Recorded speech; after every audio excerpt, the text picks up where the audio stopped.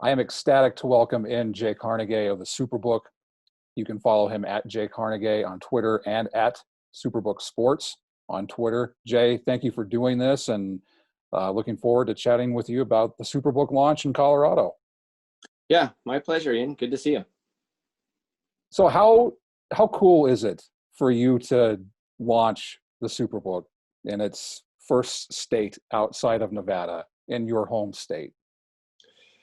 Yeah, it's a little ironic. It wasn't planned that way, to be honest, but we're certainly thrilled to be in Colorado, and it certainly means a lot, as Colorado holds a special place, and in my heart, and I still feel like I'm part Coloradoan, even though I've been out here in Vegas for many years now.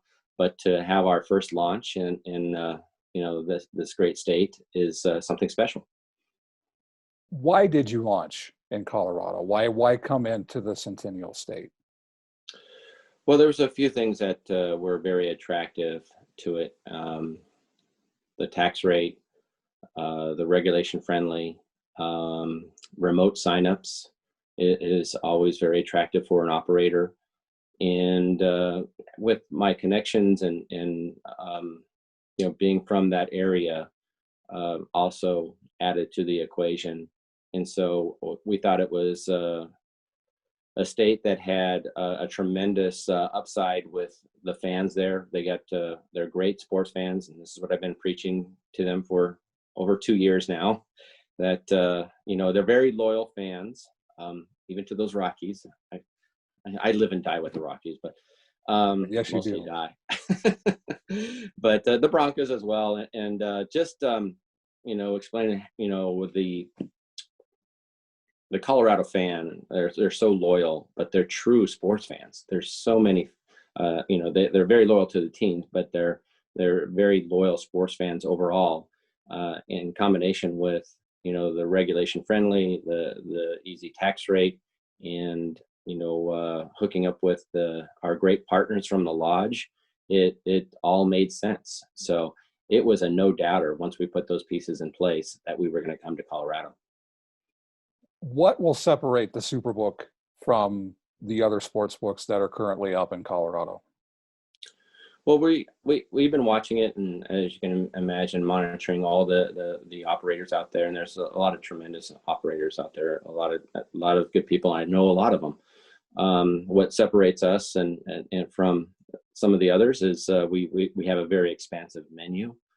We're price friendly. We have better odds in most cases. And hooking up with the lodge is certainly a plus, as well, as many people in Colorado are very familiar with the great partners that we have. And the commercial jingle. We don't, yeah. You know what? I don't know that jingle, but gosh, maybe we should get a jingle. Lodge Casino, your place that's right. for fun. Yeah, that's pretty good. Yeah. I have actually heard that. So, so it's whether it's pricing and the splits that we have, we always encourage people, and this is what we've seen out here in Nevada, that most sports players eventually will have 2 to 3 accounts, and we highly recommend that. And then once they do open up a number of accounts, they're going to see the difference between our product and some of the others, because we have a tremendous menu. We focus on Colorado sports. As you can imagine, we really want the hometown flavor in each state that we operate, but especially in our first launch here in Colorado, we have focused on the Colorado teams. In terms of the better, when I was talking with PointsBet, they talked about how knowledgeable the user is. Do you have that same belief about the Colorado user, where it's more of an experience better that knows what it's doing? I think that's eventually going to happen, and that's certainly not a knock on the Colorado bettor, but it's I think it's a fact that a lot of people are new to sports betting, and that's fine. It doesn't take long to get educated, and that's a plus for us. The more educated they are, it's probably better for us, because then they'll understand the difference between laying $1.20 and laying $1.30. And I think that that will evolve as we move forward. It already has. I've been monitoring it, the market over the last few months, and it's you can see the maturity of the market, and it happened fast, and compared to other states, it's grown tremendously. Even though we've seen growth nationally, but the growth in Colorado has just been off the charts. And along with that is the education in the space, and that's what the Colorado sports fans are doing. You mentioned the market. What is possible for this market? We've talked about it a little bit over the course of the summer of 2020, but now that we know what the market looks like right now heading into 2021, what is this market capable of going forward? Are you surprised that it's already jumped into the top 5, top 6 markets in the country based on handle?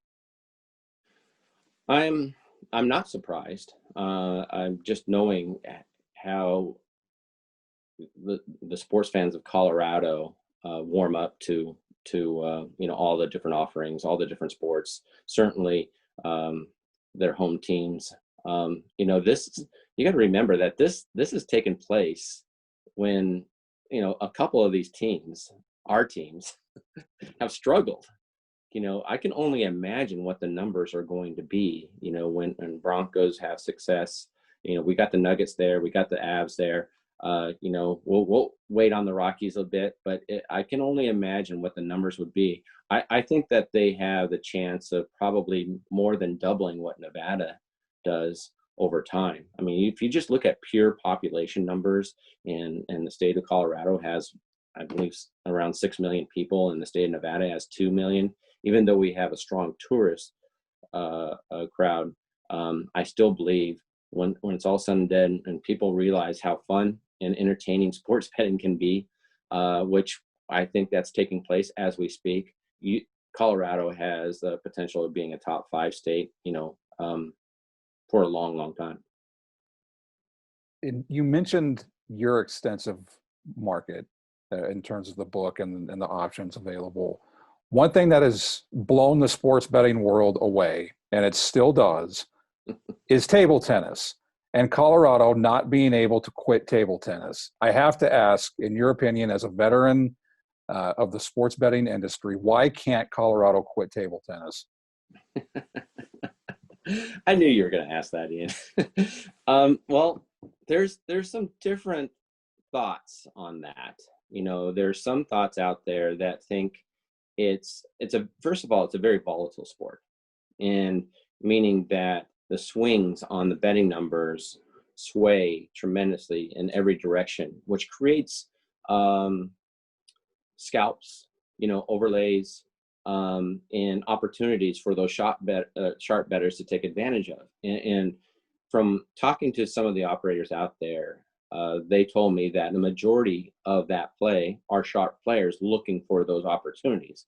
For example, and I'll try to keep this in layman's terms, but you might have player A minus $1.20, and then all of a sudden, pre-match, and then he loses. He goes down 4-1 in the first game. And the next thing you laid $1.30, and then you could get a plus $1.40. And so with the limits being very small or limited, when these sharp players are playing the limits, the bookmakers are making aggressive moves, which creates even more scalps, and that churn is keeping those numbers up. Now, that's one theory, and then I believe that is true. And then there's another part that because table tennis was the only game in town during the summer, yes, people warmed up to it, even though I look at it sometimes and I kind of crack up because I go, are they playing in somebody's garage? What is going on here? But there are some leftovers from the summer that got caught up in it and still continue to play. So with that combination, you're seeing some pretty solid numbers.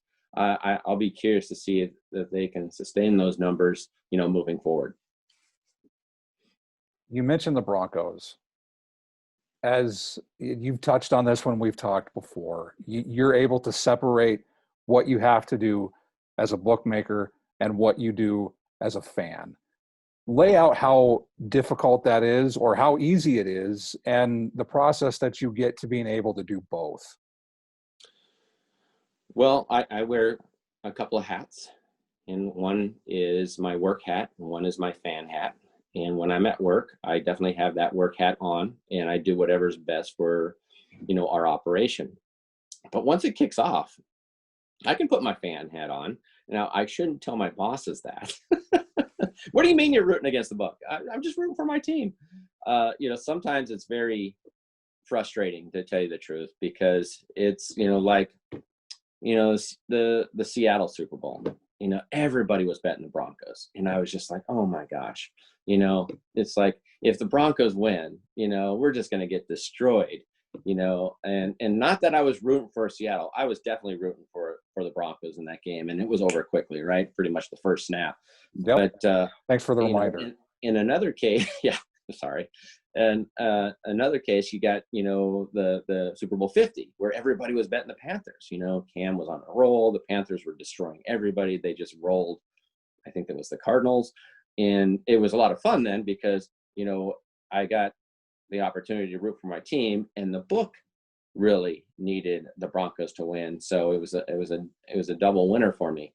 But, in the other scenario, it's either, well, my favorite team is going to win. If they win, we're going to lose a lot. The other way is, if my favorite team loses, my favorite team loses, but at least the book can win a lot of money. So, but you do have to separate the two. And sometimes that is challenging, but I've been doing it for so long in that I kind of got used to it over time. But there's no doubt that I will put my fan hat on, especially my Bronco and Rockies hat on, when the game starts. With the Superbook now live in Colorado, and it's now officially live, what advice would you give to the people who are on the fence? They haven't bet before. They've seen it. They've followed since the launch of sports betting in May. What advice would you give to them if they're on the fence and they're unsure if they want to do it, or they see the promos, the advertisements on TV, and all the promos from the various operators? What advice would you give to them? I mean, my first thought on that, Ian, is to take it very, very slow. And, a lot of the operators, including us, a minimum bet could be $2. Just, take it nice and slow, get educated. And I say, look up and understand the game as much as you can. And there's a lot of good information out there, whether it's on social media. You do have to filter that out. Now, I'm not talking about touts, people that are telling you, the Browns are going to beat the Steelers, or, so-and-so is going to win, or I'm 7-1. Those are not the people I'm telling you to follow. I'm talking about people that actually educate you, in this space. And there's a lot of that information out there that, is worth, and it can be a lot of 101 sessions as well. There's some 101 books out there that can teach the beginner, the basics of sports gambling. And besides taking it slow, I mean, betting small, just follow it for a little bit, as I mentioned before, the other one is to have a couple of accounts. Take a look at different accounts. I mean, you'll see that, one book, let's say I want to bet the Avs to win the cup. You got one operator that will offer 6-1. And then you got another operator that will give you 10-1, like us. But that's about being educated in the space. So when you have 2 or 3 accounts, and you have it's like shopping. You have 3 stores right in front of you, and you're going to be able to bet the best price out of those 3 stores. That goes a long way. And when like I said, when you're laying $1.20 versus $1.30, that's going to save you in the long run. So I highly recommend that. But for those true beginners, is, take it very slow, bet very small, and don't ever think that you have this thing mastered just because you won 3 bets in a row. Because I've been trying to figure it out for 35 years, folks.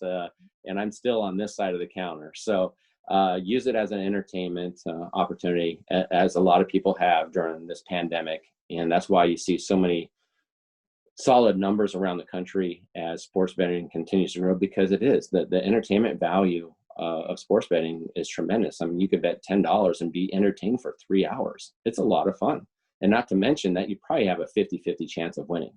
So, but take it slow. Don't think that you have it mastered despite your record. Don't listen to the touts. Just listen to your own head, do your own homework, but get educated as much as you can. With it expanding, as you mentioned, throughout the country, how important is it to preach responsible gaming? Oh, definitely, because with today's world and what we're looking at as the convenience and basically putting a sports book in your hand, it's something that we take very seriously, and we educate our team members annually on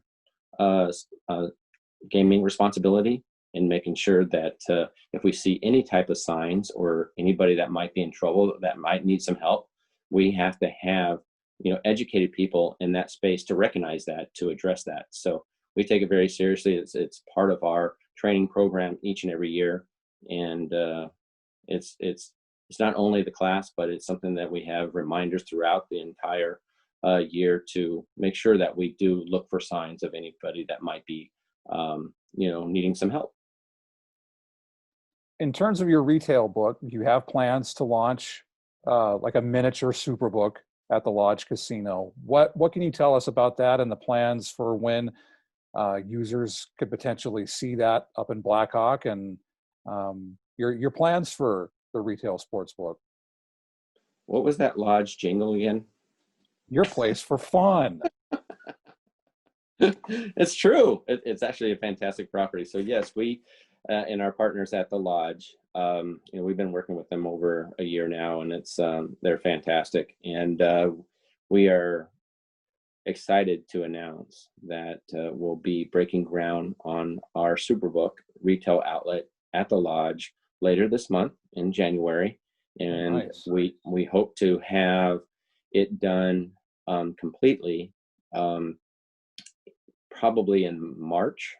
It's probably going to be, we're probably won't make March Madness, unfortunately, but we still believe that the pandemic has really slowed this down, just like it has affected the rest of the world. It certainly has affected our world in this launch. But right now we just want to make sure that we get it right. We know that this is more of a marathon than a sprint, and so we have designed I think a fantastic area in the Lodge property that fans are going to be able to go to and enjoy their games, wager their games, sign up for accounts, and right now we're in the process of hiring, and we've already hired a lot of our staff there and educating them on the importance of, one, compliance, two is customer service, and so we want to make sure that we abide by all the rules, but we also want to make sure that we give, 5-star service as well.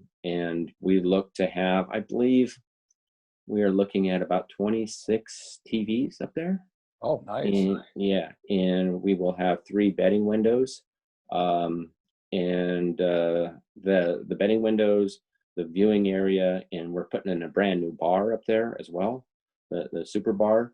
And that will be right in the viewing area. So I think it's going to be it's not going to be 30,000 square feet like you see in Las Vegas, but it's going to be an area that I think many sports fans are going to be able to enjoy. And we have to talk about the SuperContest. What can you tell us about that? It has to get approval from the Colorado Division of Gaming, right? Yes. And we are looking at that. We've been talking to them. We talked to them about many different subjects, including contest, and we are looking to get that approved so that we can offer that at the beginning of next season, football season, I should say. And for those that don't know what the SuperContest is viewed as the most prestigious pro football handicapping contest in the world. Now, the numbers were really down this year, mainly because of the pandemic. There's some competition out there as well. But the SuperContest, the format is that contestants pick 5 games against the spread each week for 17 weeks during the regular season, and then whoever picks the most winners is crowned the champion. And we've had champions that have won well over $1 million this year. Because the numbers were so down, the winner won $435,000, still a big chunk of cash. Yes. And we don't expect the entry fee to be what it is here in Nevada, which is $1,500. We expect the entry fee in Colorado to be $500. And so it is a serious contest, but it is a lot of fun too, especially if you get down to the last few weeks and you're contending. In fact, the winner of the SuperContest just a couple of years ago was from Denver. So we have a Colorado base, and we looked that up. I think we have close to 1,000 people that live in Colorado that were already Superbook guests and have accounts in Nevada. So some of those have been in that SuperContest. But we have a number of contests. So it's not just going to be a football handicapping contest. We're looking at basketball. We're looking at baseball. We'll certainly have a March Madness type of contest. All those type of contests that we have here in Nevada, we plan for Colorado as well. And to just wrap it up, what do you think is the most exciting aspect of sports betting going into 2021 and going forward, now that it's going to start getting into more states and people start to know it, to learn it, to experience it? What is the future for sports betting, not just in Colorado, but across the country? Well, we've already seen tremendous growth in every jurisdiction, no matter where you're talking, as the popularity of sports betting is bigger than ever. We've been around it for many, many years, and we do have some internal laughs about how we were the bad guys by taking bets on sports. And then all of a sudden it's okay for everybody. Hey, which is great. It's fantastic, because we always thought it should be. But I think sky's the limit. I think that it's an underserved market. I believe that we're finding out that a lot of people want to bet on sports, and now they have that opportunity. I remember going back to the Bush administration days when they were studying sports gambling, and they put this commission together that came with numbers that stated that 98.5% of everything that's bet on sports takes place outside of Nevada. So Nevada only as Nevada had a monopoly of legalized sports gambling, 98.5% of it was taking place through illegal channels. So Wow. They knew that people were sports betting, okay, even if they wanted to admit it or not. But now it's in a regulated environment, a controlled environment, with perks, some bonuses, some benefits, and most importantly, it's regulated, right? So those with those in place, and finding the early numbers of just tremendous growth, we're definitely finding out that it's an underserved market. And I don't know what numbers we're possibly looking at. I mean, could it be 10 billion? Could it be 20 billion? When it matures, but it's probably going to be somewhere in that range. And that's a big range. I understand that, but it's the numbers that we see, we just start scratching our heads like, wow, we knew that it was going to be popular. We didn't realize it was going to be this popular. Now, the pandemic might have an effect on it. And so it might be swayed a bit because of today's world. But I believe that it's going to continue to grow for a number of years, and that we'd be seeing somewhere around, a $15 billion sports betting market in the future.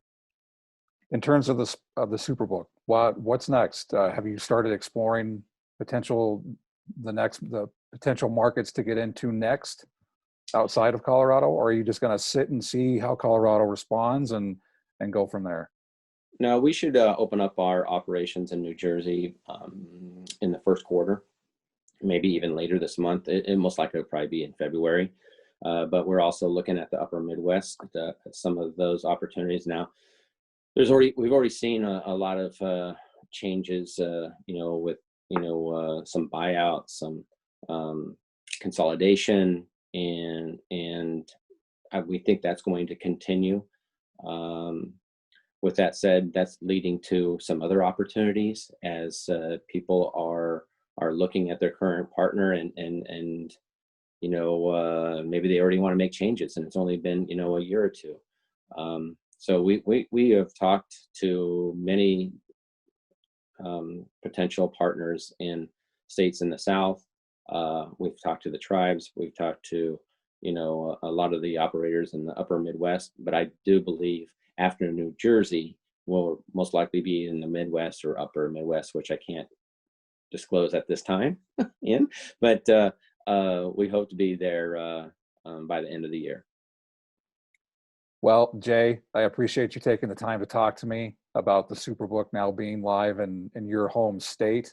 I'm looking forward to seeing what the Superbook does and how the Colorado sports bettor responds to it. And I look forward to the pandemic being over and we can meet up at the lodge and have a beer at the miniature Superbook. So I appreciate you taking the time to come on with me and talk about all of this.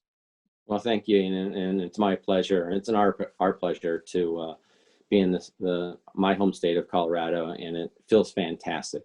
And I can't wait to get back to some normalcy and have that beer with you. Make sure that you follow Jay on Twitter at Jay Carnegie and at the Superbook Sports.